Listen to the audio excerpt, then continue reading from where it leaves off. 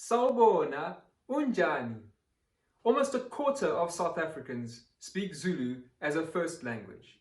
As a second language, the number is many more. Zulu is closely related to Xhosa, spoken in the Eastern Cape, Swati, spoken in Eswatini, formerly Swaziland, and Ndebele, spoken in southwestern Zimbabwe. Some think that 60% of South Africa use Zulu as a common language, even if it is not their mother tongue. Why not join them? If you think about your day, many of the encounters that you experience are predictable and repetitive.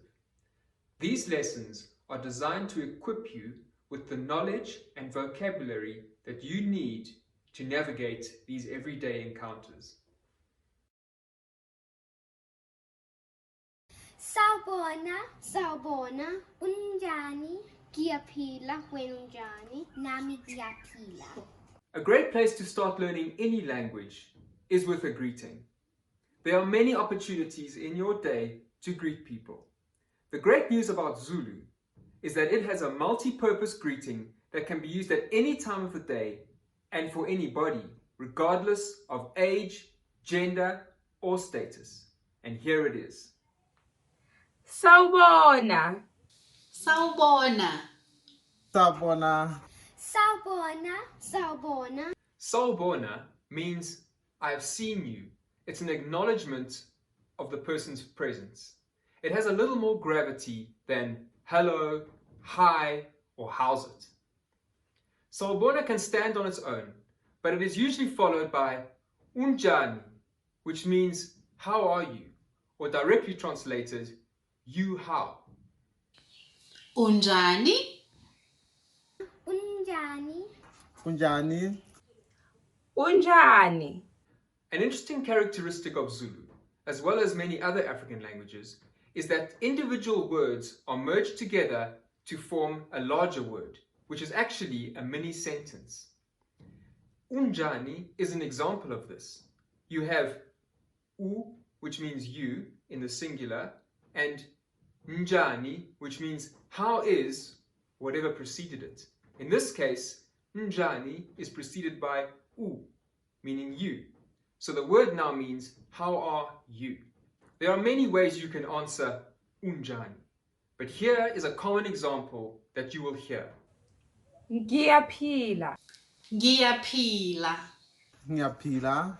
Giyaphila. What you heard there was ngiyaphila, meaning I am well, I am alive, or I am healthy.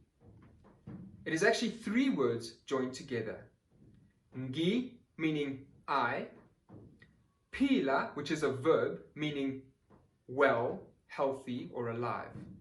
And you'll notice in the middle a small word ya. That means is, am, are, or to be. Another common response you'll hear is ngikhona. Ngikhona means I'm here. Now you will notice ngikhona does not have ya. And this is because you can be healthy, but you cannot be here. If you use English grammar to try and understand Zulu, you're going to get confused. But in Zulu grammar, it makes perfect sense. Ngiyaphila. Phila is a verb, so you can be healthy. But khona is a location. You cannot be a location. So if you want to answer unjani with ngikhona, you're saying I'm here. If you want to answer I am well, you say ngiyaphila. You can respond to ngiyaphila with nami ngiyaphila. Nami means and me. Nami ngiyaphila therefore means and me, I am well. Nami giyaphila. Nami ngiyaphila.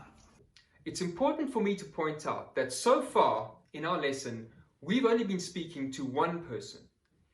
If you want to speak to more than one person, for example, you walk into a room full of people and you want to greet everyone collectively, you pluralize sawubona by saying sanibonani. Sanibonani. Sanibonani. Sambonani. By saying sanibonani, you are greeting more than one person. That's usually followed with ninjani.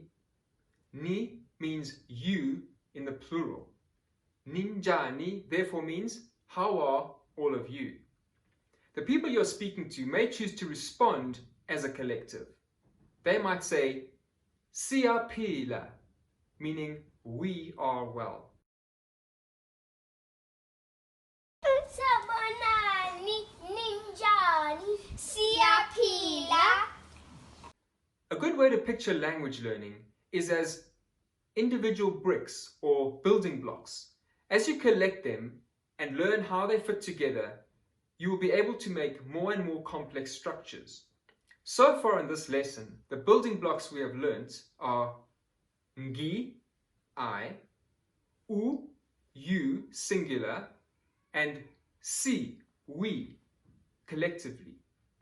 We've also learned how to make a simple present tense sentence. For example, ngiyaphila, I am well. If you learn that structure, you could make as many sentences as verbs that you know. For example, ngiyafunda. Funda means to learn or to read.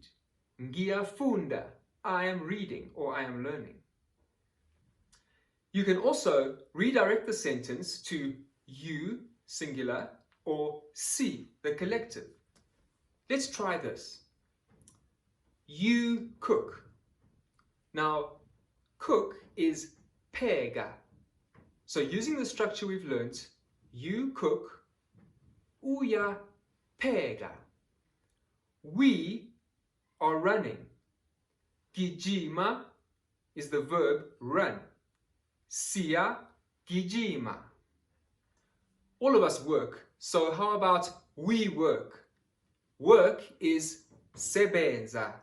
So we work, siya sebenza.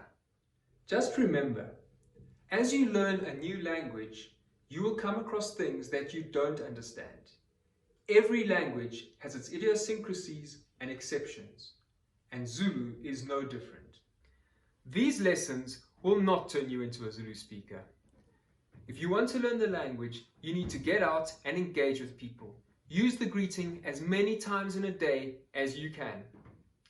There will be notes to this lesson which will help you to consolidate what you've learned and extend on it. Please contact us if you have any questions. Fundani kahle.